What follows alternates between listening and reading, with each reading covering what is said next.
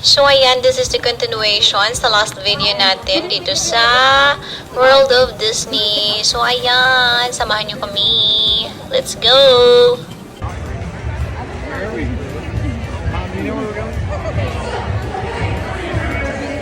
I can still see it. Ang ganda talaga dito kasi ewan ko ba, ang lilinis ng mga kapaligiran nila. Kasi pag may mga ganyan sa atin yan, na sana yun siya. Paliputikan na. Sa kanila talaga, minimaintain nila yung cleanliness nila.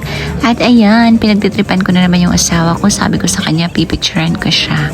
Without him knowing that it's a video. But of course, alam ko din naman yung asawa ko. Ginagawa niya din yan sa akin all the time. Pag nagpapapicture ako, nagtuturn talaga into video kasi mas gusto niyang video, kaloka. At ayan, dito sabi ko sa asawa ko, gusto ko yung view dito banda. So sabi ko sa kanya, magkunwari maglalakad ako sa gitna ng mga katao-tao dito kasi ang daming tao, di ba? Sabi ko sa kanya, lalayo ako, pagkatapos pipicturean niya ako, random picture, something like that. Gusto ko yung parang mga candid lang na naglalakad lang ako or nakatayo lang ako sa gitna ng mga tao, sabi ko sa kanya. Tapos sabi niya naman, okay. Tapos nung pagkatapos na, chinek ko, wala talagang picture na nagaganap. Video talaga yung ginagawa niya. Kasi sabi niya, i-crop ko na lang daw. O, diba? Kaloka. Yung feeling na inisip ko, ay hala, meron na siguro akong picture doon. Tapos ending, wala pala. So, ayan. Ganyan talaga siya. And they said World of Disney.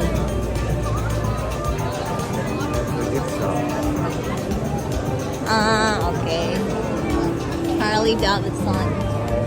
Let's go there. Sabi ng asawa ko sa akin una, pupunta kami dun sa Magic Kingdom. Tapos sabi ko sa kanya, hindi lang muna kasi gusto ko talaga, pag pupunta ako dyan, kasama ko na yung anak ko. Kasi mas gusto ko, bet ko talaga na makasama ko siya doon. So sabi ko sa kanya, dito na lang muna kami sa sa Disney World mag-ikot-ikot. Hindi lang kami pupunta muna sa Magic Kingdom. So yan, minsan, ang sarap din talaga maging bata ulit. Yung pinapasaya mo yung yung inner kid mo, yung kid side mo. Kasi syempre, nung bata ka pa, ang dami mong dream na pupunta sa mga ganyan Disney World, hindi mo naman magagawa. So ngayon sabi ko, why not, diba? Yung parang gusto ko naman i-please yung i-please ko yung batang ako.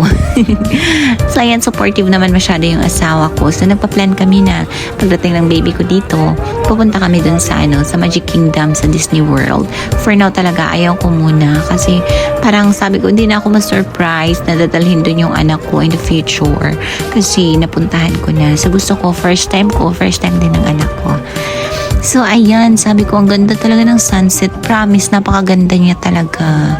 At meron silang mga activity dyan sa water na yan. Pwede kayong mag-rent ng parang car siya dyan sa water na sasakyan mo. Na ang cute lang.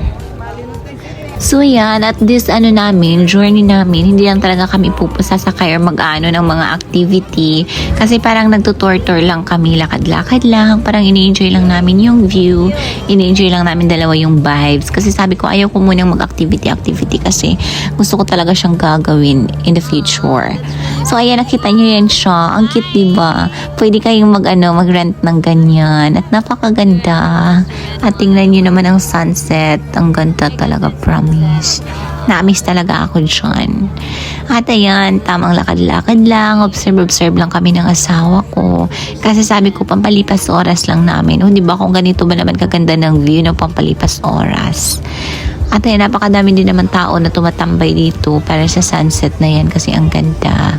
At ang asawa ko, ayan, syempre, best in video sa akin. Kasi mas bet niya talaga mag-video kaysa mag-picture. So, minsan pilitan pa yan. Pag sabihin ko sa kanya, picturean mo ako kasi maganda yung view. Mas pilitan pa yan. Sasabihin niya pa yan, i-crop mo na lang sa video. Diba? Yung gagawa, bibigyan niya ka pa niya talaga ng trabaho. So, ayan. Sana nag-enjoy kayo at sana naipasyal ko kayo dito sa aming pasyalan.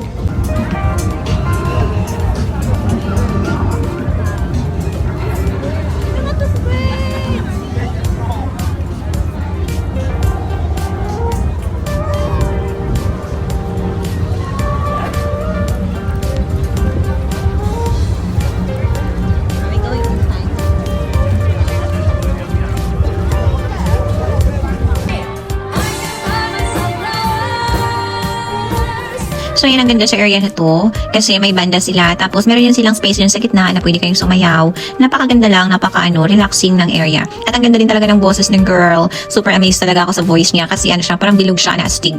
Ang ganda talaga, promise. Habang nasa bahay na kami, umuwi na kami, yun pa rin talaga yung iniisip ko. Sabi ko sa asawa ko, ang ganda talaga ng voice niya. Sana ako din, nabisyosa.